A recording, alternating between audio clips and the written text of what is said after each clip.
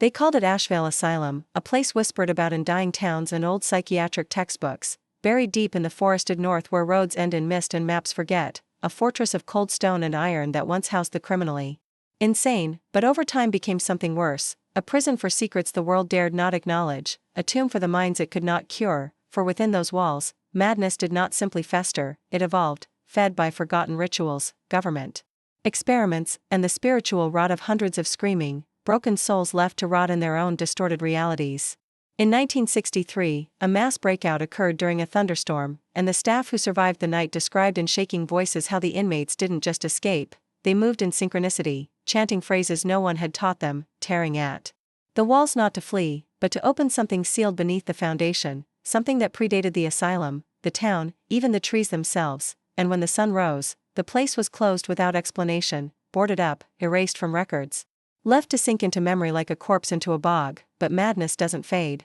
It echoes, and those echoes called to people like Dr. Isaac Granger, a brilliant but disgraced psychiatrist obsessed with the connection between insanity and metaphysical perception, who spent 2 decades researching the legends of Ashevale and, in 2022, returned with a small team of scientists, psychologists, and occult scholars, believing the truth about human consciousness lay buried beneath its cracked floors and asylum wards. From the moment they crossed the threshold, things were wrong, the air was too thick, their voices carried strange aftertones, the light bent unnaturally through broken windows, and every audio recording picked up static layered with faint whispers not heard by the human ear. The team found untouched patient records soaked in blood, cell walls covered in overlapping phrases written in dozens of languages, many dead, and floor plans that didn't match the building's physical layout, and at night, they heard footsteps where no one walked, weeping from empty rooms, and a rhythmic knocking echoing through the halls in patterns that matched ancient Sumerian incantations. One by one, the team began to change. First it was Dr. Yana who began speaking in voices not her own,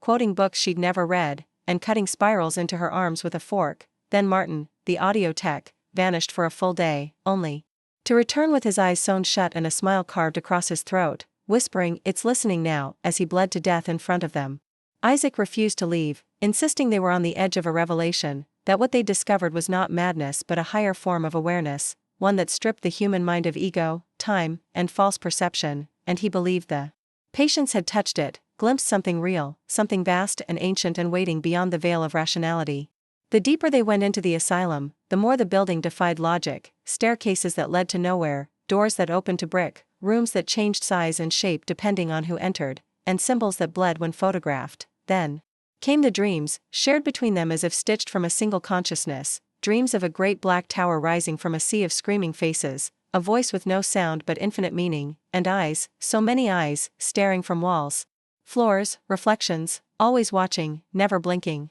They found what they believed was the original ward, Ward E, hidden beneath a collapsed wing, where the most violent patients were kept, but the deeper they moved into its subterranean halls, the more time lost meaning, watches stopped, batteries drained, people aged years in hours or forgot entire weeks in minutes. Then came the moment of true breach, a room sealed in rusted steel and painted entirely in blood, with a single chair in the center and an old recording machine still running, playing back nothing but a constant loop of a woman's voice repeating, "It never leaves once it finds your mind," and as Isaac entered alone, the door slammed shut, and the team heard nothing but screaming for 9 minutes before the machine melted into ash and he emerged blind, mouthless, and laughing silently, with his skin flayed in spirals. From that point on, none of them were themselves. They spoke backwards in sleep, stared for hours into corners without blinking, and began writing strange sequences of numbers that matched star positions in the Carcosa system, which none of them had knowledge of. They weren't discovering madness, they were transmitting it, receiving it, becoming it.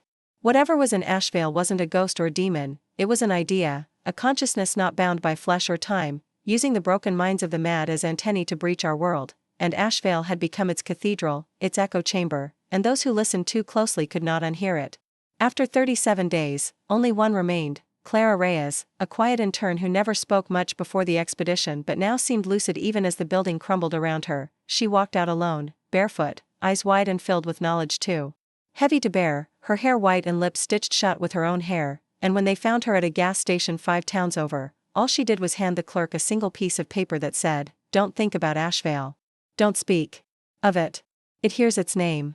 And then she collapsed into seizures, her body contorting in impossible ways, and her blood spelled words in spirals across the floor in a language no one could translate, To this day, the site of Ashevale remains off the map, but people still find it, explorers, thrill-seekers, cultists, and they never return the same. Some don't return at all, and those who do go mad slowly, whispering of the listener, the tower without shape, and the spiral doctrine, leaving behind only journals full of cryptic scrawls and photographs that blur into darkness. Madness, after all, is not the absence of sanity, it is the invasion of something else, something older, patient, and viral, and in the endless silence beneath Ashevale, it still waits, not asleep, not dreaming, but listening, always listening. And when the name is spoken again, the echoes return.